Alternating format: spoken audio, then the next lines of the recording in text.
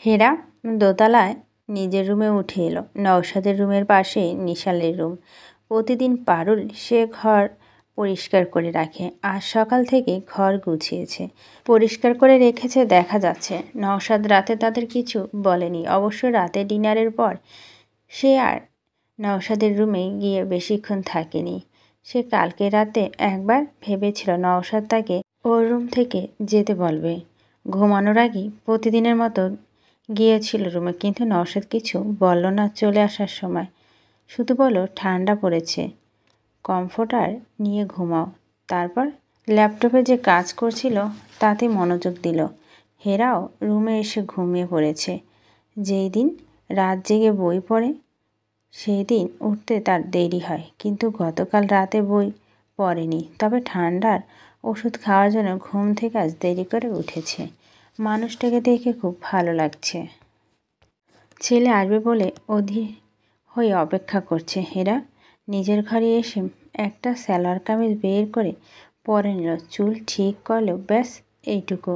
আর সামান্য কিছু গহনা তো ইদানিং সবসময় পরেই থাকে। ছোট্ট একটা টিপও লাগালো কপালে। ও খেয়াল করেছে নওশাদ টিপ খুব পছন্দ করে। বাঁকা হলেও নিজেই ঠিক করে দেয়। ওর খুব ভালো লাগে নওশাদ যখন টিপটা ঠিক করে দেয়। কত যত্ন করে কাজটা করে। হেরা ইচ্ছে করে নামলো না।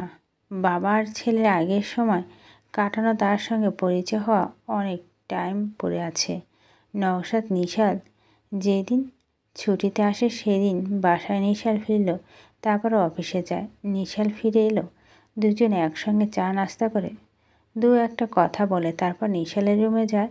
নওশাদ তার কাজে চলে যায়। আজ ওর একটা জরুরি মিটিং ছিল, তাও সে যায়নি। ছেলের চেয়ে বড় জরুরি কাজ আর কিছু নেই। এমনিতে ছেলে তার সঙ্গে দূরত্ব তৈরি করে রেখেছে, সেটা আরও বেড়ে যাও সেটা সে চায় না। আজকে বেশি টেনশন হচ্ছে নিশাল। আজকে প্রথম হেরাকে দেখবে, কিভাবে নিবে হেরা, কে নিশাল, সেটা নিয়ে নওশাদ কিছুটা টেনশনে আছে। গাড়ির আওয়াজে নওশাদ উঠে দাঁড়ালো। সোহেব যায় সবসময় নিশালকে আনতে। কলেজে বাসা ঢাকা আছে, তারপরও বাসায় সোহেব গিয়ে নিয়ে আসে ওকে। লিভিং রুম থেকেই দেখা যাচ্ছে নিশালের গাড়ি বাসায় ঢুকছে। নিশালের গাড়ি থেকে নামতেই নওশাদের কাছে এগিয়ে গেল। কেমন আছো পাপা? নওশাদ ছেলেকে জড়িয়ে ধরল। খাকি ইউনিফর্ম এর কত বড় লাগে ছেলেটাকে। আমি ভালো আছি, তোমার শরীর কেমন এখন? ভালো পাপা। অফিসে যাওনি? তোমার জন্য অপেক্ষা করছিলাম। তাহলে তো তোমার অনেক সময় নষ্ট হয়ে গেল। কোনো ব্যাপার না। নিশাল রুমে মাছগুলোর কাছে গিয়ে বসলো। আনারের মা দৌড়ে রান্নাঘর থেকে চলে এলো। ভাইয়া কেমন আছো গো? আমি ভালো আছি, তোমরা কি খবর? ভালো, শরীর তো শুকিয়ে গেছে। ভাইয়া কলেজের স্যাররা খাইতে দেয় না? প্রতিবার তুমি এক কথা বলো, আমি শুকাইয়া যাই। ঠিক আছি। মাছ কম মনে হচ্ছে কেন? আরে না, ওরা লুকাইয়া থাকে, দেখবা আইব খাওয়ান দিলে।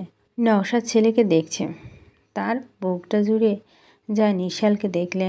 নিশাল সোফায় বসে ওর বুটগুলো খুলতে খুলতে আনারের মায়ের দিকে তাকিয়ে বলো, আমি একটু পর সুইম করব, পুলে পানি চেঞ্জ করা আছে? নওশাদ বলো, নিশাল সব ঠিক করা আছে, ও আমা চালু আছে পানি এবং কালকে চেঞ্জ করেছি ওরা। তুমি চলো, কিছু খাবে আগে? ও ইয়েস, চলো পাপা, আমার খিদে পেয়েছে। নিশাল, তার আগেই তোমাকে একজনের সঙ্গে পরিচয় করিয়ে দিই। কে পাপা? আনার মা। তোমার নতুন আম্মাকে আসতে বলো। নিশাল বুঝতে পেরেছে পাপা কার কথা বলছে। ডাইনিং টেবিলে সে সবসময় নওশাদের ডান দিকে বসে। হাত মুখ ধুয়ে সে চেয়ারে বসে। সে আশেপাশে তাকালো। নওশাদ নিজের চেয়ারে বসতে বসতে বলো, তোমাদের পরীক্ষা ডেট দিয়েছে ফেব্রুয়ারিতে শুরু। আজকে প্ল্যান কি? খাওয়ার পর একটু রেস্ট নেব, তারপর সুইম করব। বিকেল ফ্রেন্ডের বাসায় যাব। কলেজের ফ্রেন্ড না, স্কুল ফ্রেন্ড। শুনলাম বাসায় থাকবো না, বেশিক্ষণ চলে আসব, পড়া আছে আমার। এত করে কি হবে? তুমি এই কথা বলছো পাপা? চাচুরা তো বলে তুমি রাত দিন পড়তে। আমি তো গাধা টাইপের স্টুডেন্ট ছিলাম, তুমি তো ভালো স্টুডেন্ট নিশাল। তুমি গাধা টাইপের ছিলে? হাসলো নিশাল। সেরকম কিছু না বাবা, আমার পড়তে ভালো লাগতো। ওদের কথা মাঝখানে হেরা এসে দাঁড়ালো। নিশাল হেরায়ের কথা তোমাকে বলছিলাম। নিশাল উঠে দাঁড়িয়ে হেরাকে সালাম দিল। হেরা হেসে বলল, দাঁড়ালে কেন? বসো। ভালো আছো তুমি? জি। নওশাদ খেয়াল করেছে নিশাল হেরার দিকে না তাকিয়ে নিচের দিকে তাকিয়ে কথা বলছে। হেরা, তুমি বসো আমাদের সঙ্গে। জি বসছি। হেরা তার চেয়ারে গিয়ে বসলো। মুখোমুখি বসাতে এই প্রথম নিশাল হেরাকে দেখল। তারপর চোখ নামিয়ে ফেলো। বাকি সময়টুকু চুপচাপ দুজন একটা কথা বললেও খাওয়া শেষ করলো। হেরা খুব মায়া হচ্ছে নিশালকে দেখে। মিষ্টি একটা চেহারা, ওর মায়ের সঙ্গে মিল আছে, কিন্তু নওশাদের মতো চশমা পরে। চা কোথায় আনারের মা? নওশাদ ডেকে উঠল। আমি আনছি বলে হেরা উঠে গেল কিচেনের দিকে। পাপা, দাদাভাই কোথায়? রুমে। যাও, সারপ্রাইজ হবে। তুমি আসছো বলিনি। দাদাভাই? এবারও আমাকে তুমি ভাবলে। কলেজের ইউনিফর্ম পরে গেলে তাই ভাববে। তোমার দাদা ভাই এখন আরও কথা ভুলে যায়। ইদানিং হেরাকে তোমার আম্মা ভাবে।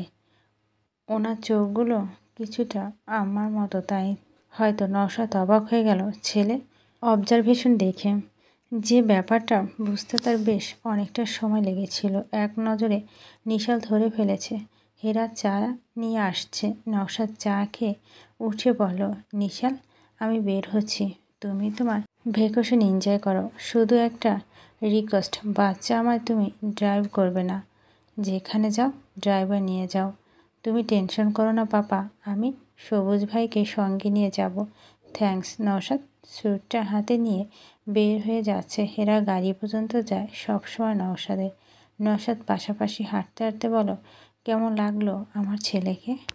খুব শান্ত। আমি খুব নার্ভাস হচ্ছিলাম, কিন্তু ও খুব সুন্দর করে কথা বলো তো আমার সঙ্গে।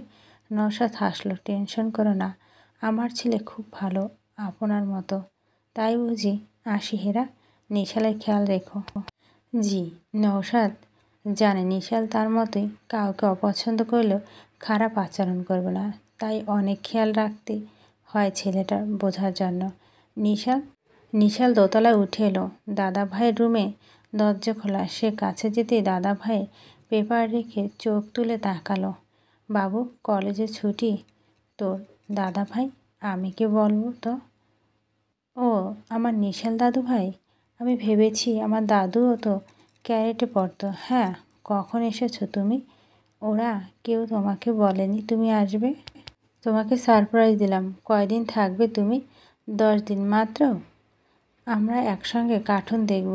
ঠিক আছে? ঠিক আছে দাদা ভাই। আমি এখন উঠি। তোমার মাকে বলো আমার জন্য স্পেশাল রান্না করতে আজকে। নিশাল অবাক হয়ে বলো, কাকে বলবো? বড় বৌমাকে। আমার কাছে আসতে বলো ওকে। ও আচ্ছা। নিশাল দাদার রুম থেকে বের হয়ে এলো। নিজের রুমে ঢুকতে যাবে তখন হেরার সঙ্গে দেখা হয়ে গেল। স্পষ্ট বোঝা যায় পাপা থেকে অনেক বয়সে কম। নিশালের খুব আনইজি লাগছে। আচ্ছা, সে ডাকবে কি ওনাকে? স্টেপ মম? কে? অনেকে মা ডাকে, কিন্তু এত কম বয়সী একজন মেয়েকে সে মা ডাকলে খুব বেমানান দেখাবে। আর তারও খুব একটা ইচ্ছে নেই মা ডাকার, তার চাইতে আন্টি বেটার। কিছু লাগবে নিশাল? না, আপনাকে দাদা ভাই ডাকছে। নিশাল নিজের রুমে ঢুকে গেল। হেরা নিশালের ঘরে বন্ধ দরজা দিকে কিছুক্ষণ তাকিয়ে থেকে তারপর শ্বশুর রুমে এসে ঢুকলো। আব্বা কি করেন? বড় বৌমা, তোমার ছেলে আসছে আজকে। আমাকে কেউ বলেনি, তুমিও বললে না। সরি আব্বা, ভুলে গেছি। আমার খুব আনন্দ হচ্ছে ওকে দেখে। তোমার শাশুড়িকে খবর দাও, নাতি এসেছে, এখন বাসায় আসুক। জি আব্বা, খবর দিচ্ছি। নিশাল আগে কলেজ থেকে বাসায় এসে মাম্মামকে খুব মিস করত। একটা সময় সব স্মৃতি ফিকে হয়ে আসে। তবে মাম্মামকে ঈদের দিন খুব মিস করে সে। মাম্মাম থাকলে ঈদে আসার আগেই থেকে বাসা উৎসব শুরু হয়ে যেত। আত্মীয় স্বজন, ওর কাজিন, মাম্মা ফ্রেন্ড, পাপার ফ্রেন্ড সবাই যেন গিফট কিনতে মাম্মা প্রতিদিনই শপিংয়ে যেতেন। সব কিছু আবার ওকে আর পাপাকে দেখাতে আয়োজন করে। ওর আর পাপার জন্য একরকম পাঞ্জাবি তৈরি করতে আনতাম আম্মা। ঈদের দিন সকালে দুজনে ঘুম থেকে তুলে নামাজের জন্য তৈরি হতে নিত। দাদাভাই আর পাপার সঙ্গে সে নামাজে যেত। পাপা তো কিছুই খেয়াল করতো না। মাম্মাম যাওয়ার পর ঈদগুলো আর ঈদ মনে হয় না। খুব একটা কেউ আসে না বাসায়। খালামণিরা ঈদের দিনে নিজেদের বাসায় ব্যস্ত থাকে। তারাও সেদিন আসতে পারে না। সে পাপা আর দাদা ভাই একা ঈদ করে। তিনজনই একা। সন্ধ্যায় চাচ্চুরা আসে। দাদা ভাই ভাবে দাদু এখনও বেঁচে আছে। সব সুখের কাছে দাদা, আমি আর পাপা যদি ভাবতে পারতাম মাম্মাম বেঁচে আছে কত ভালো হতো। নিশাল বারান্দায় গিয়ে বসলো। বারান্দা থেকে দেখা যাচ্ছে কবুতরগুলো উঠছে। মাম্মাম যাওয়ার পরও এরা তার সঙ্গী হয়েছিল এই বাসায়। কিছুক্ষণ বিশ্রাম নিয়ে নিশাল সুইমিং করলো বেশ অনেকক্ষণ। বাসায় এলো। প্রতিদিন সে সুইমিং করে। শুক্রবার পাপার সঙ্গে পুলে নামে। পাপা চেষ্টা করে ওকে সময় দিতে, কিন্তু পারে না। পাপার জীবনটা অন্যরকম। ইচ্ছা থাকলেও বাসার জন্য কিছু করতে পারে না। সুইমিং করার সময় পারুল কর্ডলেস নিয়ে দৌড়ে পুলের কাছে এলো। ভাইয়া, বিধি খালাম্মা ফোন দিছে। নিশাল হাত বাড়িয়ে কর্ডলেসটা নিল। হ্যালো খালামণি। নিশু, বেবি কখন আসছো? 11টা নাগাদ বাসায় চলে এসেছি। তুমি কেমন আছো? পাপা ছিল তখন বাসায়? হ্যাঁ, পাপা তো আমি আর আসা পর্যন্ত অপেক্ষা করে। না, ভাবলাম এখন তোমার পাপার লাইফ চেঞ্জ হয়ে গেছে, তাই এসব আর খেয়াল করে না হয়তো। দেখা হয়েছে ওই মেয়ের সঙ্গে তোমার? কেমন দেখলে? কি দেখব? কেমন লাগলো তোমার? ভালোই তো, কম বয়সী একটা মেয়ে, আগুনের মতো সুন্দর। আর দেখতে এই সুন্দরী তোমার আর তোমার পাপাকে হাড্ডি ভাজা যদি না করে আমাকে বলো তখন। খালামণি, আমি পুলে দাঁড়িয়ে কথা বলছি, ঠান্ডা লাগছে, পরে কথা বলি তোমার সঙ্গে। একটা কথা নিশু, ওই মেয়েকে আবার মা ডাকতে বললে তোমার পাপা, তুমি কিন্তু খবরদার ডাকবা না। খালামণি, পরে কথা বলি, বাই। নিশাল ফোন নামিয়ে রাখলো। আরও কিছুক্ষণ পুলে থেকে উঠে এলো নিশাল। দোতলায় নিজের রুমে যাওয়ার সময় নিশাল খেয়াল করলো হেরার গেস্ট রুমে আনানের মায়ের সঙ্গে কথা বলছে। ওকে দেখে আনানের মা দৌড়ে কাছে এসে দাঁড়ালো। ভাইয়া, কফি দেই? না, এখন কিছু খাবো না। সবুজ ভাইকে বলবে আমি বিকেলে বের হব। আচ্ছা। নিশাল তাকিয়ে দেখে হেরা গেস্ট রুমে দরজায় দাঁড়িয়ে আছে। খালামণি ভুল বলেনি, অনেক সুন্দর তিনি। পাপার সঙ্গে ভালোই মানিয়ে যাবে। নিশাল নিজের ঘরে এসে গোসল করল, তারপর ঘুমিয়ে গেল। নিশাল হাঁসের মাংস পছন্দ করে বলে জরিনা বুয়া রান্না করতে নিয়েছে। হেরা বুয়ার কাছ থেকে নিয়ে নিজেই রান্না করলো। নিশাল বাসায় আসলে সব ওর পছন্দের রান্না করে। আলু ভাজি খুব পছন্দ করে। বুয়া বেশি করে তেল দিয়ে ছোট ছোট আলু ভাজি করেছে। এটা আবার ওদের স্যার খাবে না, কারণ তেল বেশি। নিশাল মাছ খাবে না, কিন্তু শ্বশুরের জন্য মাছ রান্না হয়েছে। রান্নাঘরে আজ বিশাল আয়োজন, একজনের জন্য এক রকম রান্না। হেরা বসে বসে তাই দেখছে। কাজের লোকজনের জন্য বিশাল বড় পাতিলের তরকারি রান্না করে প্রতিদিন, এবং এই তরকারি বসাতে 2 রান্নার লোকে ভীষণ অনীহা। নিজেদের জন্য রান্না করতে তাদের খুব কষ্ট। হেরাকে দেখলে খুব নরম গলায় তর্ক করে তারা, কিন্তু হেরা বের হয়ে গেলেও শোনা যায় দুজনের যুদ্ধ। দুপুরে খাবার নিয়ে হীরা নিশালের জন্য অপেক্ষা করছে। সে বুঝতে পারছে না নিশাল ওর সঙ্গে খাবে কিনা, তাও সে অপেক্ষা করছে। আনানের মা নিশালকে ডেকে নিয়ে আসে। আম্মা, ভাইয়া ঘুমায়, এখন ডাকা দেওয়া যাবে না, কিন্তু অনেক বেলা হয়ে গেছে, খাবে না? এখন ডাক দিলে মাথা ব্যথা করবে। হঠাৎ করে ঘুম ভাঙলে ভাইয়ার মাথা ব্যথা করে। ও হীরা না খেয়ে অপেক্ষা করছে। এলিন এবং নাহিন এখনও ভার্সিটি থেকে ফিরেনি। হেরা নিজের ঘরে বই নিয়ে বসলো। কিছুক্ষণ পর পারুল ছুটে ছুটতে ঘরে এসে ঢুকলো। আম্মা, স্যার ফোন দিছে। হেরা কটলেস হাতে নিয়ে পারুলের দিকে তাকাতেই পারুল বের হয়ে গেল। হ্যালো, কি করছো হেরা? বই পড়ছিলাম। নিশাল কি করে? অনেকক্ষণ সুইমিং করেছে, এখন ঘুমাচ্ছে। লাঞ্চ করেছে? না, এত বেলা হয়ে গেছে। আমি আনারের মাকে ডাকতে বললাম, উনি ডাকলেন নাকি? মাথা ব্যথা করে ওর। থাক, ডাকা দরকার নেই, ওর মতো থাকতে দাও ওকে। তুমি খেয়েছো? নিশাল একটু ওকে রেখে কিভাবে খাই? ও লজ্জা পেতে পারে তোমার সঙ্গে খেতে। সমস্যা নেই। আপনি লাঞ্চ করছেন? হ্যাঁ। হেরা, তুমি একটা জিনিস খেয়াল রেখো, নিশাল যেন একা বাসায় বাহিরে না যায়। ও বের হয় যদি সঙ্গে সঙ্গে আমাকে জানাবে। একা বের হলে ও বাসায় এলে আমি ওকে নিয়ে বেশি টেনশনে থাকি। আমার মোবাইলটা রিং হলে আঁতকে উঠি। কেন বুঝবে না তুমি? দীর্ঘশ্বাস ফেলল নওশাদ। রাখলাম হেরা। হেরা ফোনটা রেখে নিশালের ঘরের সামনে গিয়ে দাঁড়ালো। একবার ভাবলো ঢুকে খাওয়ার জন্য ডাকবে, তারপর সিদ্ধান্ত চেঞ্জ করে ফিরে এলো।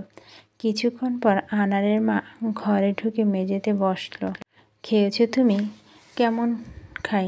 আপনারা না খেয়ে আছেন, তোমরা খেয়ে নাও। আমি খাইনি, বাকি সবাই খেয়েছে। আমি ভাইয়া আর আপনার খাওয়ানোর পর খাম। তুমি অনেক আদর করো নিশালকে, তাই না আনারের মা? আম্মা ভাইয়া আমার সামনে হইছে এইটুকু আসিল।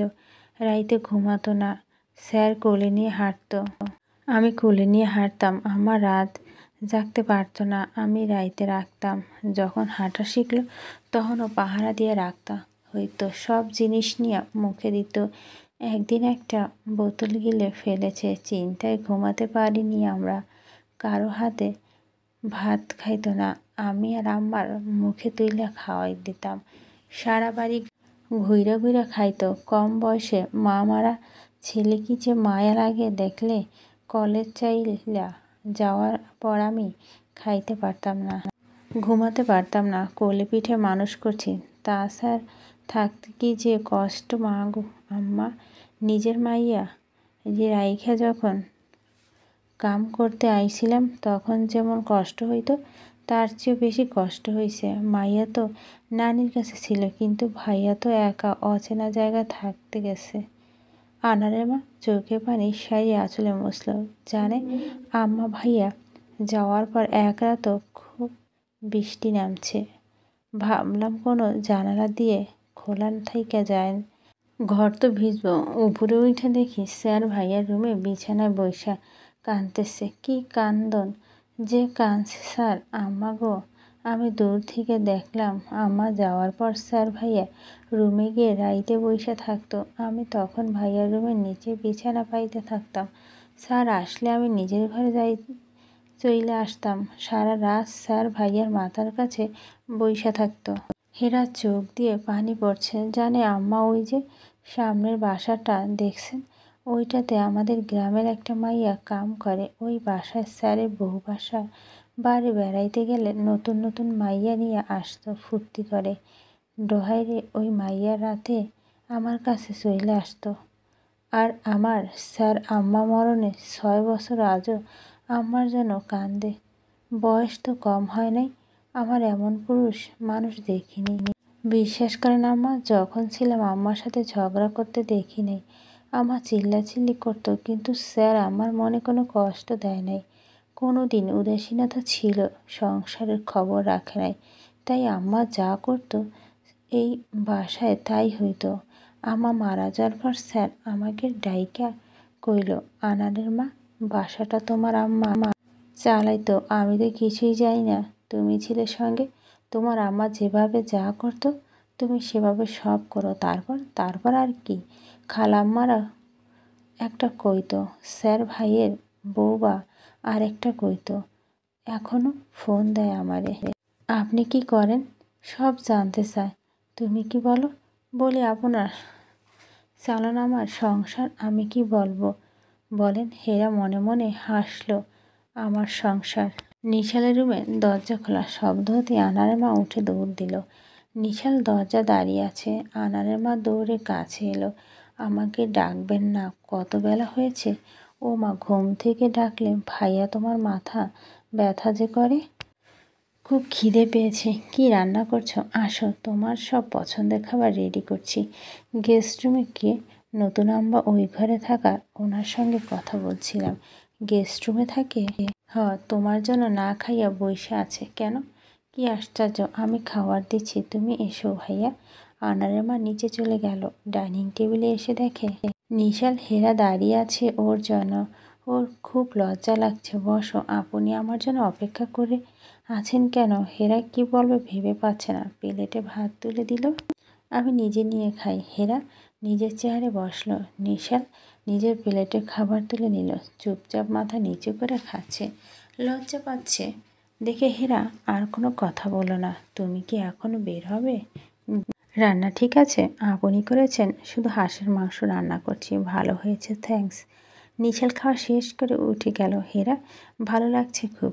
ও ভেবেছিল ওর সঙ্গে খেতে বসবে না হয়তো। এলিন নাহিন ঠিক তখনই বাসায় এসে হাজির হলো।